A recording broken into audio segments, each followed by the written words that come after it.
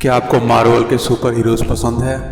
Iron Man, Captain America, Spiderman, Doctor Strange, Hulk, Black Panther, Thanos या फिर black window? हाँ, तो क्या आप जानते हैं ये सब कैरेक्टर्स एक इंसान के दिमाग में कब बने थे? जब वो लोगों की डांट सुन के झाड़ू मार रहे थे या फिर कॉफ़ी को सर्व करते थे। इस इंसान का नाम है स्टैन ली। आइए देखते हैं इन सुपर हीरोज़ की स्टार्ट कैसे हुई। स्टैन ली, जिनका असली नाम स्टैन ली मार्टिन लाइवर था। स्टैन ली का जन्म 28 दिसंबर 1922 को न्यूयॉर्क में हुआ था। स्टैन ली के फादर एक ड्रेस कटर थे। उनकी फैमिली की फाइनेंशियल कंडीशन बहुत ख़राब थी। During great depression Stan Lee के फादर को कोई काम नहीं मिल रहा था। स्टैन ली को ये बात समझ में आ गई थी, उन्हें भी घर में पैसा लाने के लिए मेहनत करनी पड़ेगी। इसलिए स्टैन ली ने बचपन से ही छोटे छोटे काम करने स्टार्ट कर दिए ताकि वो अपनी फैमिली को सपोर्ट कर सके। ली अपनी पढ़ाई के साथ साथ सैंडविच डिलीवर करते थे।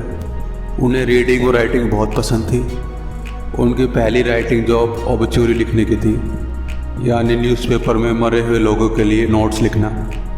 इसके बाद 1939 में जब ली 17 साल के हुए तो उनके अंकल ने उन्हें टाइमली कॉमिक में जॉब दिलवा दी। ली टाइमली कॉमिक्स के एडिटर मार्टिन गुडमैन के असिस्टेंट थे। ली को बहुत ही मामूली काम मिला था, जैसे कि पेन में इंक भरना, फाइल्स को एक कोने से उठाकर दूसरे कोने में रखना, लोगों को लंच तैयार करके देना। कभी कभी ली को कॉमिक्स में एडिट करने का मौका मिलता था। ली का सबसे पहला पब्लिश काम कैप्टन अमेरिका में था। तब स्टैन ली को कॉमिक्स में डायलॉग लिखने का मौका दिया गया था और ड्राइंग वाला काम उन्हें अभी तक नहीं मिला था। उनका टैलेंट देख के 19 साल की उम्र में उन्हें टाइमली कॉमिक्स में एडिटर बना दिया गया। ली को अपनी पहली कॉमिक बनाने का मौका मिला। उनके पहले सुपर हीरो का नाम डिस्ट्रॉयर था। इस सुपर हीरो को 1941 में मिस्टिक कॉमिक्स में देखा गया था। कई सालों तक स्टैन ली ने एडिटर का काम किया। 1942 टू 1945 वर्ल्ड वॉर के दौरान उन्होंने यूएस आर्मी में भी काम किया। वर्ल्ड वॉर 2 के बाद फिर से उन्होंने टाइमली कॉमिक्स को ज्वाइन किया। 1950s में टाइमली कॉमिक्स का नाम एटलस कॉमिक्स रख दिया गया। स्टैन ली ने 1950s के एंड तक एटलस कॉमिक्स में काम किया, लेकिन 50s के एंड में वो इस काम से थक गए थे और उन्होंने कॉमिक्स को छोड़ने का सोचा। उस टाइम पे एटलस कॉमिक्स का राइवल डीसी कॉमिक्स था, जो उस समय पर बहुत फेमस हुआ था। एटलस कॉमिक्स लोगों में उतनी फेमस नहीं थी क्योंकि डीसी कॉमिक्स के सुपर हीरोज़ बहुत फेमस थे। एटलस कॉमिक्स के ओनर मार्टिन गुडमैन ने स्टैन ली को रोकने की कोशिश की, क्योंकि उन्हें पता था डीसी कॉमिक्स को अगर कोई कंपटीशन दे सकता है तो सिर्फ स्टैन ली है। स्टैन ली ने मार्टिन गुडमैन की बात सुन ली और नए सुपर हीरोज़ बनाए जो लोगों को बहुत पसंद आए। 1961 में स्टैन ली ने जैक कर्बी के साथ मिलकर एक सुपर हीरो टीम बनाई जिसका नाम फैंटास्टिक फोर रखा गया। वो लोगों को बहुत पसंद आई। फैंटास्टिक फोर आने के बाद एटलस कॉमिक्स का नाम चेंज करके मार्वल कॉमिक्स रख दिया गया। इस दौरान स्टैन ली ने बहुत सारे फेमस एडिटर्स के साथ काम भी किया, जैसे कि जैक कर्बी। इन लोगों ने दुनिया के सबसे फेमस सुपर हीरोज़ बनाए, जैसे कि स्पाइडरमैन और हल्क। स्टैन ली ने एक इंटरव्यू में बताया था कि फैंटास्टिक फोर बनाने के बाद उनके पब्लिशर ने उनसे बोला, अब एक नया सुपर हीरो बनाना पड़ेगा। ली उस दिन घर गए और नए सुपर हीरो के बारे में सोचने लगे। वो घर में बैठ के सोच रहे थे कि वो अपने अगले सुपर हीरोज़ को क्या पावर दें। तब उन्होंने एक मक्खी को दीवार पर चढ़ते देखा। उस मक्खी को देखकर उनके दिमाग में आया कि उन्होंने नेक्स्ट सुपर हीरो को दीवार पे स्क्रॉल करने की पावर दी जाए।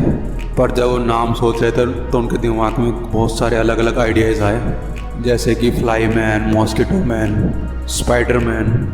आप तो जानते हो कि इन नामों में से कौन सा नाम रखा होगा। उन्हें सोचा कि उन स्पाइडरमैन को आम लोगों की तरह पर्सनल प्रॉब्लम्स दी जाए ताकि लोग उन्हें रिलेट कर सकें। साथ ही साथ स्पाइडरमैन को टीनेजर बना दिया गया। आज तक किसी ने टीनेजर सुपर हीरो को इमेजिन नहीं किया था। स्टैन ली ने स्पाइडरमैन कैरेक्टर पीटर पार्कर को आम लोगों की तरह शर्मीला और इंट्रोवर्टेड बनाया ताकि सब लोग उसके साथ अटैच हो पाएँ। स्टैनली खुशी से भागकर अगले दिन अपने पब्लिशर के पास आए और उन्हें स्पाइडरमैन के कॉन्सेप्ट के बारे में बताया, पर उनके पब्लिशर ने बताया कि आज तक का सबसे घटिया आइडिया है। स्टैनली के पब्लिशर ने पूछा कि तुम्हें पता है कि सुपर हीरो वास्तव में क्या होता है? सुपर हीरो को पर्सनल प्रॉब्लम्स नहीं होते, वो परफेक्ट होता है। ये सुनकर स्टैनली दुखी हो गए और अपने पब्लिशर के ऑफिस से निकल गए, पर उनके दिमाग से स्पाइडरमैन का आइडिया नहीं गया। उनकी कंपनी में एक मैगजीन थी, अमेजिंग फैंटेसी, जिसको बंद किया जाना था क्योंकि ये चलती नहीं थी, इसलिए इसकी लास्ट इशू पब्लिश होने वाली थी। किसी मैगजीन के लास्ट इशू में कुछ भी कंटेंट डाल दो, किसी को कोई फ़र्क नहीं पड़ता है। स्टैनली ने सोचा क्यों ना इस मैगजीन के लास्ट इशू में स्पाइडरमैन को कवर पे फीचर किया जाए। 1 महीने के बाद जब मैगजीन के फिगर्स आए तो स्टैनली देख के हैरान हो गए। उनके पास वही पब्लिशर जिन्होंने स्पाइडरमैन के आइडिया को बिल्कुल बेकार बताया था भागते हुए आया। स्टैन, तुम्हें पता है ना उस कैरेक्टर स्पाइडरमैन जो हम दोनों को बहुत पसंद आया था, चलो उस पर एक नई सीरीज़ बनाते हैं। और जैसे कि हम जानते हैं सीरीज़ बहुत फेमस हुई। स्टैनली ने हल्क को बनाने में काफ़ी अलग आइडियाज़ यूज़ किए।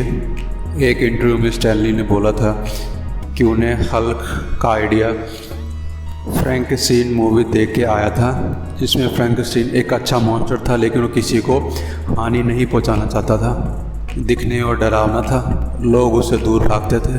फिर ली को दूसरा आइडिया डॉक्टर जेकिल और मिस्टर हाइड से आया, जिसमें एक इंस्टांट मॉन्स्टर बन सकता था। इसलिए स्टैनली ने सोचा क्यों ना वो भी एक अच्छा मॉन्स्टर बनाए जो ऐसे ही अपना शरीर बदल सके, और इस मॉन्स्टर का नाम उन्होंने हल्क रखा।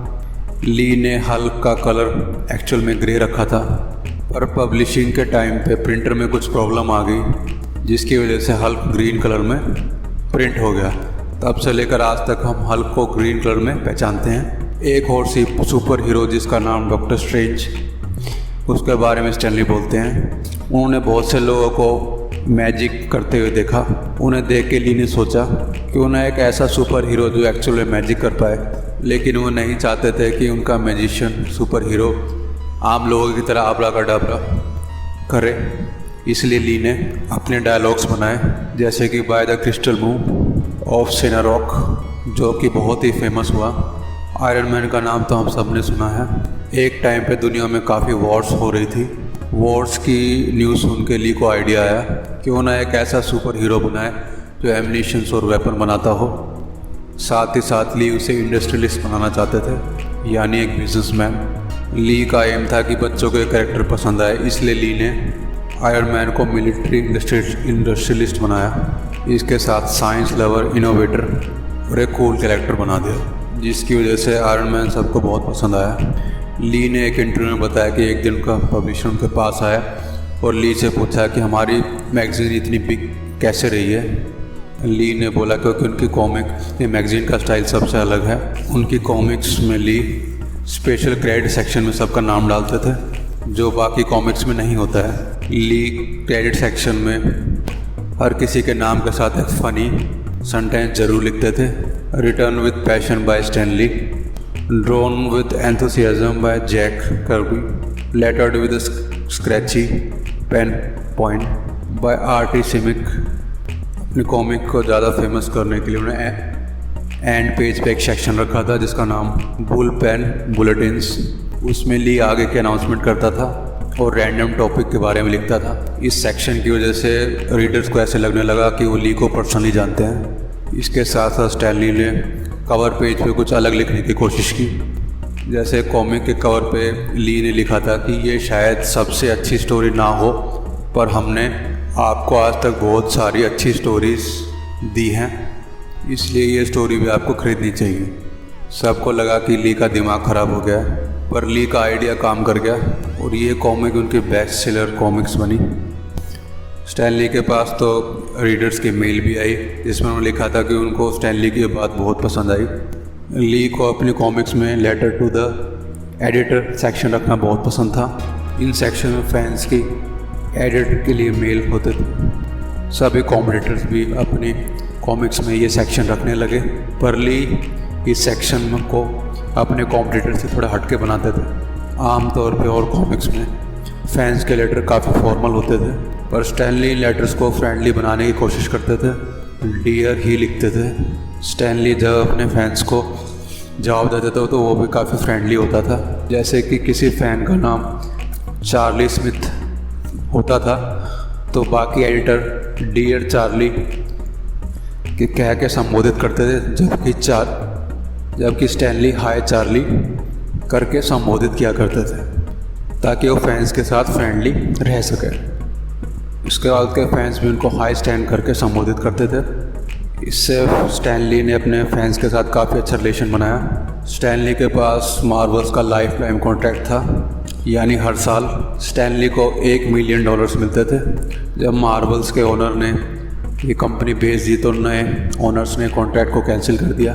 तो नए कॉन्ट्रैक्ट के हिसाब से उन्हें सिर्फ साल में $500,000 मिलते थे और लाइफ टाइम कॉन्ट्रैक्ट को कैंसिल करके उसे सिर्फ 2 साल का ही कॉन्ट्रैक्ट बना दिया गया। ली इस कॉन्ट्रैक्ट से खुश नहीं थे, इसलिए उन्होंने मार्वल छोड़ दिया। उन्होंने American spirit foundation Peter Paul के साथ अपनी नई कंपनी स्टैनली मीडिया स्टार्ट की। पहले तो ये कंपनी बहुत अच्छी चली, पर कुछ टाइम बाद स्टैनली के पार्टनर पीटर फॉल्किन पे कुछ फ्रॉड के एलिगेशंस लगे। पीटर खुद को बचाने के लिए ब्राज़ील भाग गए। उनके लिए अरेस्ट वारंट लिखा, फाइनली उसे ब्राज़ील में ही अरेस्ट कर लिया गया। ली इस कंपनी के फाइनेंशियल्स के साथ बिल्कुल भी इन्वॉल्व नहीं थे। सारे फाइनेंशियल्स पीटर संभालता था, इस वजह से उनकी कंपनी बैंकरप्ट हो गई। कंपनी पे बहुत उधार था जो कि स्टैनली को पे करने के लिए कहा गया क्योंकि वो चेयरमैन थे। स्टैनली के मार्वल के साथ कुछ कॉन्ट्रैक्ट थे जिसके हिसाब से मार्वल स्टैनली को प्रॉफिट कुछ शेयर मिलना था। मार्वल्स ने स्टैनली को स्पाइडरमैन के प्रॉफिट नहीं दिए, जिसके कारण मार्वल्स पर स्टैनली ने केस कर दिया। ली ने इस केस को जीत लिया और मार्वल को ली को $10 मिलियन देने पड़े। इसके बाद स्टैनली ने गिल्ड चैंपियंस के साथ एक नई कंपनी स्टार्ट की जिसका नाम POW रखा गया, जो बहुत सक्सेसफुल हुई। स्टैनली अपनी लाइफ के आखिरी टाइम में जब बहुत बीमार थे तो उनके मैनेजर पे अब्यूज़ करने के एलिगेशंस लगे। स्टैनली का मैनेजर किया मॉर्गन था, जिस पर इल्ज़ाम था कि स्टैनली को उन्होंने उनके फ्रेंड्स और फैमिली से दूर रखने की कोशिश की ताकि वो उनके घर से महंगी पेंटिंग्स और आर्ट वर्क चोरी कर सकें। मई 2018 में स्टैनली के घर विजिटिंग पुलिस और सोशल वर्कर्स आए ताकि वो देख सके कि उनके घर में सब कुछ ठीक ठाक है कि नहीं। लेकिन मॉर्गन ने पुलिस को बुला लिया और कहा कि स्टैनली के घर पर स्ट्रेंजर्स आए हैं, जबकि उसको पता था कि ये सब सोशल वर्कर हैं। बाद में मॉर्गन को अरेस्ट कर लिया गया क्योंकि उसने झूठी कंप्लेंट पुलिस में की थी। मॉर्गन के साथ साथ बुढ़ापे में एक और इंसान पे एलिगेशंस लगे अब्यूज़ करने के। वो उनकी खुद की बेटी जेसी ली थी। स्टैनली ने अपनी बेटी जेसी ली को काफ़ी अटेंशन दी और उसे कभी भी किसी चीज़ की कोई कमी नहीं होने दी। उन्होंने बोला कि जेसी उन्हें वर्बली अब्यूज़ करती है और कभी कभी हाथ भी उठाती हैं। स्टैनली के मैनेजर जेली ओरवलरेस पे भी एलिगेशन लगा था। ली की कंप्लेंट के हिसाब से ओरवलरेस ने एक एम्प्लॉय को निकाल दिया था जो स्टैनली के साथ पिछले 26 साल से काम कर रहे थे। इसके बाद ओरवलरेस ने $4.6 मिलियन बैंक से निकाल लिए थे विदाउट परमिशन और ऑथराइजेशन। स्टैनली ने यह भी बताया कि नॉन प्रॉफिट ऑर्गेनाइजेशन को $3 लाख देने के लिए ओलिवरेज ने मजबूर किया था। ओलिवरेज ने स्टैनली के पैसे $8.5 लाख का एक घर भी खरीदा। इसके साथ साथ स्टैनली के अकाउंट से 11 करोड़ रुपए भी निकाल लिए और ली की विल भी चेंज कर दी। ओलिवरेज पे ली की बीमारी का फ़ायदा उठाने का इल्ज़ाम था। ली ने बोला ओलिवरेज के पास सारी कॉन्फिडेंशियल इन्फॉर्मेशन थी, उसने उसका पूरा फ़ायदा उठाया। आपको पता है कि एक नॉर्मल इंसान ट्रैवलिंग टाइम में काफ़ी सारा समय बर्बाद कर देता है, जिस टाइम को वो यूटिलाइज़ कर सकता है और उस टाइम में बुक्स पढ़ सकता है। फ्रेंड्स, आपको हमारा वीडियो पसंद आया तो प्लीज़ वीडियो को लाइक करें और जो फर्स्ट टाइम चैनल पर विजिट कर रहे हैं चैनल को सब्सक्राइब करें। मिलते हैं अपने अगले वीडियो में, तब तक के लिए नमस्कार।